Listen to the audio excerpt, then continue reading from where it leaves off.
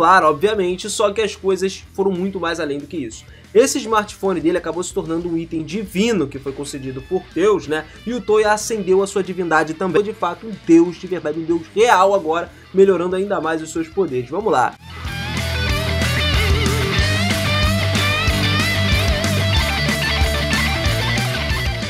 Bora, seus otakus, beleza? Eu sou o Miras e sejam muito bem-vindos a mais um vídeo aqui no canal. Galera, é o seguinte, o Toya é um jovem que reencarnou no outro mundo com um favor de Deus. Basicamente, o seu smartphone foi junto com ele depois de acidentalmente o Deus ter tacado um raio nele. E mais tarde foi revelado que Deus fez o corpo dele com um material do reino divino e que concede a ele força física e força mágica superior, né? Basicamente, ele também tem afinidade com todos os também se tornaria o rei dos espíritos, né? O que cada vez mais vai melhorando o Toya. Mas durante o seu encontro com o Deus servil em Eshin, o Toya se movia lentamente na direção da presença desconhecida que ele sentiu, passando por várias portas no decorrer, né? Várias portas douradas e até finalmente chegar numa porta corrediça que abriu um pouco para olhar do outro lado e ficar surpreso com o que ele viu, tá? No momento em que ele olhou, tinha alguém sentado no travesseiro Yoshi, Deus, né? E foi aí que as coisas começaram a acontecer. A Ai também deu uma olhada lá, espiou e ficou igualmente surpresa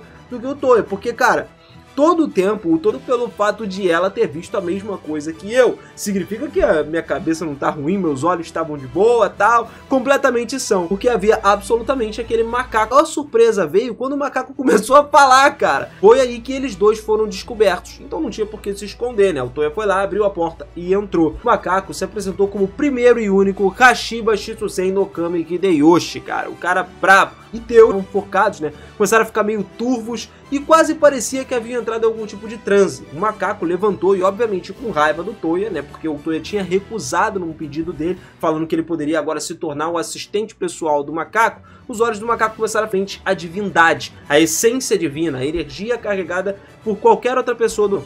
Essa essência era um pouco mais escura. Os deuses servidores estavam no último degrau de humanos, era algo trivial para eles. Mas o Toya foi capaz de resistir por causa da divindade inerente que ele tinha dentro dele. O Haku provavelmente não poderia, porque ela só estava aqui por causa da magia do Toya. E apesar de tudo, as irmãs do Toya ainda disseram que saberiam sempre que um deus usasse os seus poderes. Mas parecia que esse cara aí, esse macaco mais especificamente, a divindade também estava vazando, a divindade dele, tá? Então ele ficou surpreso que esse cara não tivesse notado isso. Mas então, pensando que talvez tivesse algum tipo de controle subconsciente sobre isso aí, o Toya começou a tentar se concentrar. Ele fechou os olhos e começou a pensar. De luz deslumbrante apareceu. O corpo do Toya se iluminou por completo, como se fosse uma árvore de Natal que estava lá se envolvendo por um vórtice brilhante. A luz refletia toda a sala dourada, causando um brilho deslumbrante em todos os lugares. E esse vórtice gradualmente foi se acalmando, mas ainda podia ser sentido, né, pela luz o fluxo de toda a energia dele saindo pela pele. Nessa hora foi quando o Toya viu que ele estava com outro cabelo, que era um cabelo loiro, dourado, bonitão. Com isso, obviamente, o macaco deu um passo para trás porque ficou com medo. A abóbora que estava junto com ele caiu das costas e rolou no chão, e aos poucos começou a cuspir uma cor dourada até que tudo tomou uma forma de um homem velho magro que estava deitado no chão. Ele tinha inclusive uma barba áspera e olhou pro Toya com os olhos cheios de ódio aí, enquanto ele estava lá com seus longos cabelos dourados e a luz divina emanando de todos os poros do corpo dele. Foi difícil suprimir a vontade de gritar, até porque ele nem sabia mesmo se essa era a forma final dele ou não. Então o Toya estava meio que tentado ali a experimentar um Kamehameha nesse momento, né? Tava querendo soltar um Dragon Ball na parada. Pô, mas também combina, né? Cabelo dourado, poder todo, tá? Só faltava o Kamehameha também na parada. O miserável é um gênio!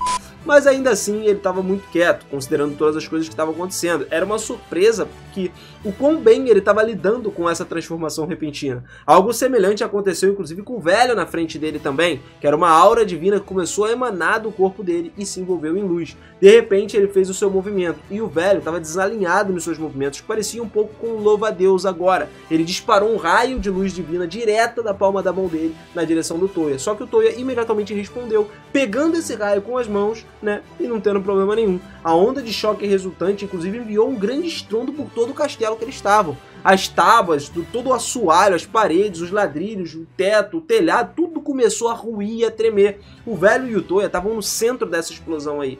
e Kohaku e Ai corriam o risco de serem derrubados. Então Toya usou a magia para segurar eles no ar. Quando o próprio chão desapareceu, o macaco, que estava todo revestido de ouro, desabou com o resto dos escombros. E aí o velho e o Toya estavam flutuando no ar e simplesmente olhando um para o outro. Enquanto eles pensavam em como isso era algo estranho, o cara simplesmente abriu a boca para falar, perguntando o que era o Toya, se ele era um deus servo, ou um deus menor, ou então se tinha ido capturar ele numa missão tola. Toya então relembrou nesse momento que Karen era a deusa do amor e Moroha a deusa das espadas, mas aquele cara era alguém desempregado, era um deus desempregado, então esse cara ficou entediado por não ser reconhecido no reino dos deuses, e ele veio para esse mundo, né, justamente para fazer dele o seu playground, para ele brincar à vontade ali. Então ele queria ser um deus com tantas obrigações, que pro Toya na verdade era algo muito chato, cara, ele nunca escolheria ser esse tipo de deus.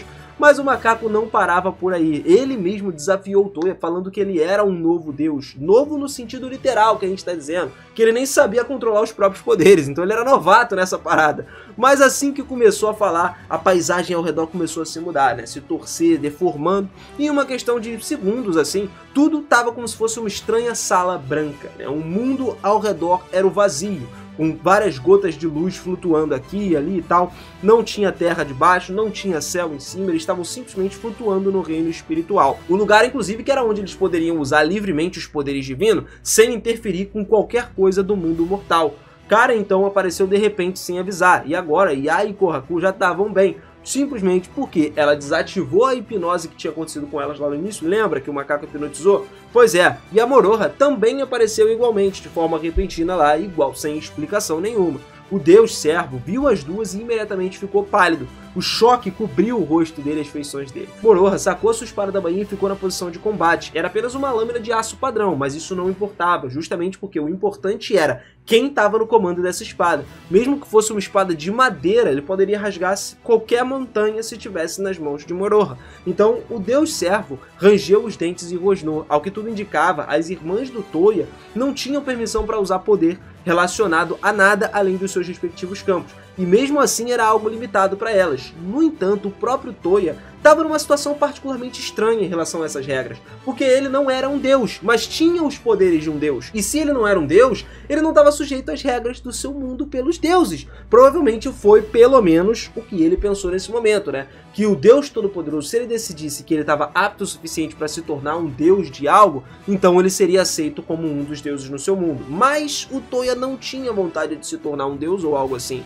Nessa hora, o deus servo disparou outro raio concentrado na sua própria divindade. Basicamente, Moroha foi mais rápida, né? Entretanto, com um único golpe, ela conseguiu cortar o braço fora do homem, e aí é que as coisas ficaram sinistras. Mas não saiu nada da ferida não, tá? Porque deuses não saem sangue, nem nada. O braço apenas ficou flutuando lá, né? Afinal, os deuses são os deuses. Parecia que era completamente diferente de criaturas de carne e osso. São basicamente isso. E o interessante é que os deuses podem ser mortos de certa forma. Mesmo que eles possam viver para sempre, dizem que a curiosidade matou o gato, né? Como aquele velho ditado diz. Só que talvez o tédio mate um deus. Parecia que todos os deuses provavelmente morreram no final. Assim que a luz nublada começou a emanar do deus servil, né? Que era esse cara que estava lá, Moroha então rasgou ele no meio. Só que o deus deu uma risada maligna nesse momento e a Karen gritou algo relacionado ao braço. Foi aí então que o seu braço, que tinha sido decepado, né? Saiu fora do corpo, desapareceu no espaço em que estava tudo flutuando. Logo depois, o resto do corpo dele começou a se dissolver como se fossem grãos de areia.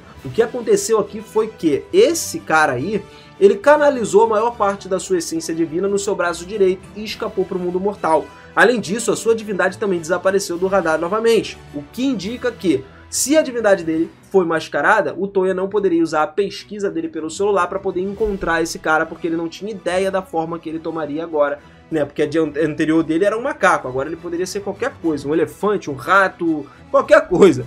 Assim, o Toya caiu na real, que havia também despertado a sua própria divindade. Essa era a sua verdadeira forma agora. E ele não voltava, por exemplo, com o cabelo anormal, ficava com o cabelo grande dessa parte agora. Nessa hora, o smartphone de repente começou a vibrar, e o próprio Deus estava chamando o Toya. Foi aí que ele revelou para o próprio Toya que ele ainda não se tornou um Deus completo, tá? Então ele deveria estar bem, mas foi o Deus do mundo que trouxe ele para esse reino, né, dos deuses, e foi ele que forjou o seu corpo.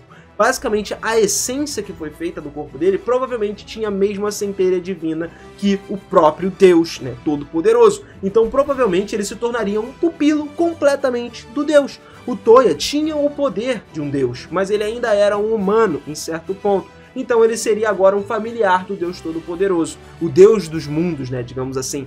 Parece muito bom, pra mim tava ótimo, né, até porque ele não se encaixa naquela parada de ter limitações de poderes, e pra ele vai ser muito bom pra lidar com toda a história. Mas depois de um pouco de experimentação aí, o nosso prota descobriu que inclusive poderia lançar feitiços sem falar nenhum cântico dessa vez. Era um pouco assustador, né, exercer esse tipo de poder. Então ele deixou o reino dos espíritos para trás, murmurando baixinho ali, pensando e refletindo sobre seus novos poderes. O que acontece é que ele concedeu uma força física mágica superior depois dessa libertação da divindade. Ele também tem afinidade com todos os atributos de magia que a gente já sabe, e é capaz de lançar toda a magia nula, mas as habilidades básicas aprimoradas dele foram as seguintes: ele recebeu um aumento de habilidade do Deus do Mundo, que melhorou a força dele. Apesar da força estar sempre sendo impulsionada por Deus, ele ainda tem uma força inferior a de Elze, por exemplo, mas é mais forte nesse ponto.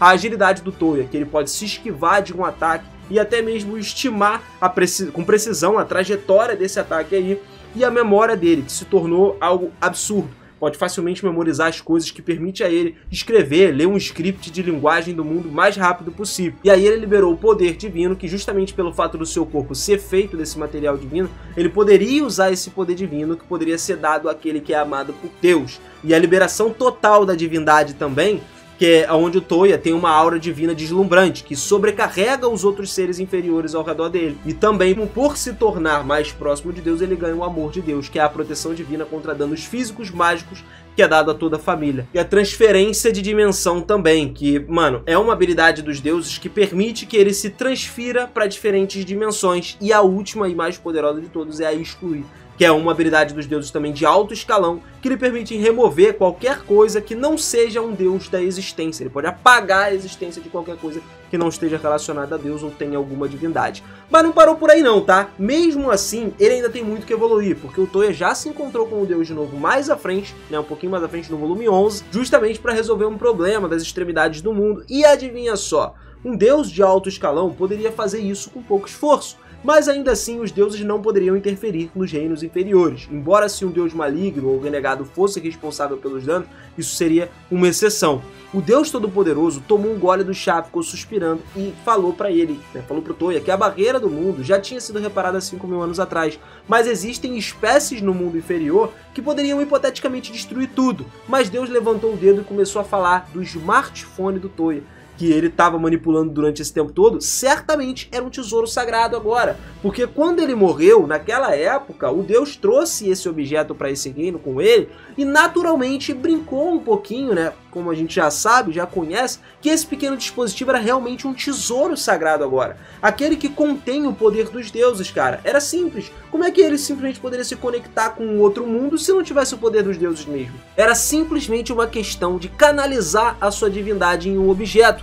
E era o que o Toya tinha feito esse tempo todo. Mas as divindades malignas que nasciam, geralmente nascem através das interações com poderes divinos. Então eles concedem tesouros sagrados aos heróis para poder lutar contra as pessoas mais que ganham esses poderes divinos. Então o Toya tinha uma missão. Depois disso, o Deus virou para ele e perguntou se ele gostaria, né, que era até muito cedo para falar, mas se ele gostaria de ser designado para tomar conta do mundo que ele vive. Porque, cara, um Deus de alto escalão, cada um recebe um mundo particular, né, para poder supervisionar. E o Deus pensou que quando o Toya ascendesse a esse nível de um Deus superior, ele preferiria talvez o mundo com o qual ele já está familiarizado, né, supervisionando de boa. Isso significando pra gente que o Toya teria que se juntar ao panteão dos deuses, e também como ele teria vários filhos, né, as mulheres dele já estavam até grávidas nessa altura do campeonato, todos os filhos dele se tornariam semideuses e com poderes maiores do que as outras crianças, dando assim indícios pra gente que o Toya ainda tem muito pra evoluir, além do que ele já evoluiu na novel, cara, do que ele chegou atualmente.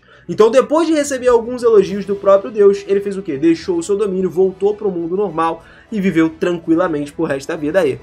Foi assim então que o Toya despertou os seus poderes divinos e acabou fazendo mais se tornar um deus superior. Então se você curtiu essa história aqui, capricha naquele likezão pra gente, mano. Pô, fortalece aí o canal, porque a gente tá sempre aqui procurando, buscando, indo atrás pra trazer muito conteúdo completo pra vocês. E você não vai querer ficar por fora de nada, né, pô? Tem temporada nova daqui a pouco chegando aí, tem anime novo chegando por aí, e eu sei que você vai querer acompanhar. Então se inscreve aí também, a sua inscrição com o sininho ativado é muito importante pra gente, pra beleza? Tamo junto sempre, galera, obrigado demais. Se vocês curtiram, comenta aí também que eu continuo trazendo mais histórias por aqui de Isekai wa Smartphone. Eu sei que tem muita gente que pode curtir pra caramba. Valeu demais, aquele beijo no coração, forte abraço e até a próxima. Fui!